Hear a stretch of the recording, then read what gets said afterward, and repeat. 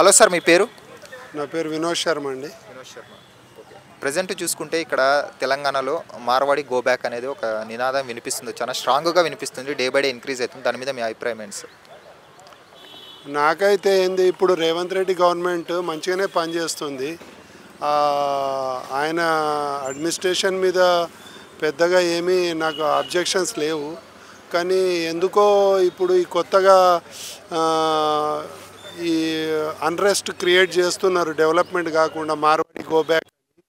అయితే ఎవరైతే ఇటువంటి అనవసరపు ఉద్యమాలు చేయడము, ఒక వర్గాన్ని కించపరుస్తూ ర్యాలీలు చేయడము, ఇటువంటి రేవంత్ రెడ్డి గారు ఎందుకు ప్రోత్సహిస్తున్నారో, వాళ్ళ మీద ఎందుకు పీడీ యాక్ట్ పెట్టట్లేదో అర్థం కావట్లేదు. అంటే కాంగ్రెస్ ప్రభుత్వము వాళ్ళకు ప్రోత్సహిస్తుందా, లేకపోతే బ్యాక్గ్రౌండ్ నుంచి వాళ్ళను, ఎందుకంటే మేమే ఉన్నాము, దాదాపు 100 ఏళ్ళ నుంచి మా కుటుంబాలు ఇక్కడ ఉన్నాయి. మేము మొత్తం సోషల్ రెస్పాన్సిబిలిటీ తీసుకొని బిజినెస్ పరంగా చేస్తూ ఎన్నో సేవా కార్యక్రమాలు చేస్తాము. ఓన్లీ మార్వాడి గో బ్యాక్ అనడం ఎంతవరకు సమంజసము? మేము భారతీయులం గామా? మేము తెలంగాణలో ఉంటూ మేము ఇక్కడే బిజినెస్ చేస్తూ న్యాయబద్ధంగా పనిచేస్తూ ఉంటే ఏదో చిన్న విషయము, ఎవరో ఎస్సీ ఎస్టీతోని ఒక మార్వాడి కొట్లాడుకున్నాడని అట్లా ఎన్నో సొసైటీలో జరుగుతున్నాయి. దాని మీద పోలీస్ యాక్షన్ తీసుకుంటుంది. అది పౌరులు లేకపోతే ఎవరో నాయకులు, మొన్న పుట్టిన నాయకులు వాళ్ళు ఏదో ఫండింగ్ ద్వారా పనిచేస్తూ మాలఫైడ్ ఇంటెన్షన్స్తో చేస్తే ఇది బాగాలేదండి. ఇది నా అభిప్రాయం. దీనికి రేవంత్ రెడ్డి గారి మద్దతు ఉందని నేను డౌట్ పడుతున్నాను. ఎందుకంటే రేవంత్ రెడ్డి గారి క్యారెక్టర్ బాగానే ఉంది ఇంతవరకు అయితే. అంటే ఇట్లా కాళేశ్వరం లాంటి పెద్ద ప్రాజెక్టులు పెట్టి ప్రజల్ని ఇబ్బంది పెట్టలేదు. ఎందుకంటే మనము ఎంత గవర్నమెంట్ అప్పులు తెస్తుందో మనం అందరము దాంట్లో భాగస్వాములం అవుతాము, అప్పు తీర్చాల్సిందే. అయితే అటువంటివి కాకుండా చిన్న చిన్న అభివృద్ధి పనులు చేస్తున్నారు, బాగుంది.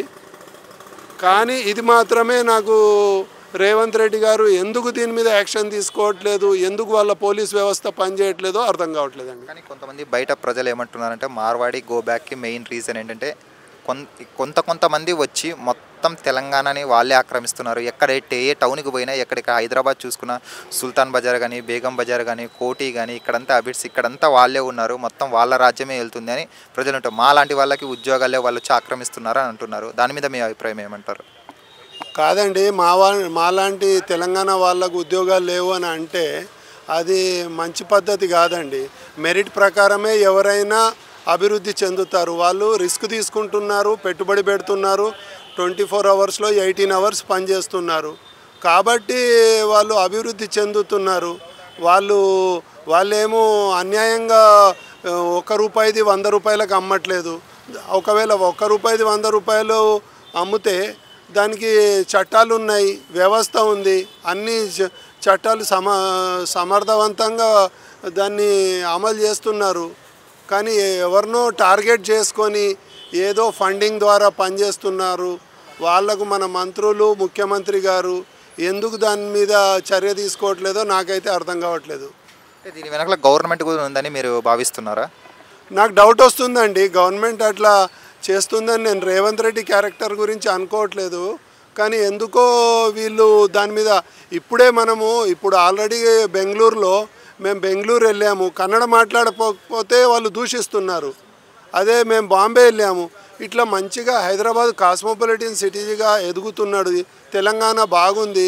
ఊర్లలో మార్వాడులు వ్యాపారం చేస్తే తప్పేముందండి. 18 అవర్స్ సర్వీస్ ఇస్తున్నారు. సిమెంట్ కావాలన్నా, ఇసుక కావాలన్నా, ప్లంబింగ్ మెటీరియల్ కావాలన్నా, హార్డ్వేర్ కావాలన్నా అర్ధరాత్రి కూడా తెరిచి ఇస్తారు. వేరే లోకల్ వాళ్ళు అంత సేవ చేస్తారా సార్? వ్యాపారం అంటే ఒక విధంగా సేవనే కదా. మనకు అందుబాటులో ఉండే సరుకులు సరసరమైన ధరలకు మనకు ఎవరన్నా అమ్ముతేనే కొంటాం. కానీ మనము వాడు ₹1 ₹100 అమ్మితే కొనం కదండి. మనం అంత అమాయకులం కాదు కదా. ఓకే, ఫైనల్గా thank you sir. Thank you అండి. హాయ్ ఫ్రెండ్స్, మా ఫ్యూచర్ టుడే ఛానల్ చూస్తున్నందుకు చాలా థ్యాంక్స్. మరిన్ని లేటెస్ట్ వీడియోస్ కోసం వెంటనే సబ్స్క్రైబ్ చేయండి. అలాగే ఈ బెల్ని కూడా రింగ్ చేసేయండి.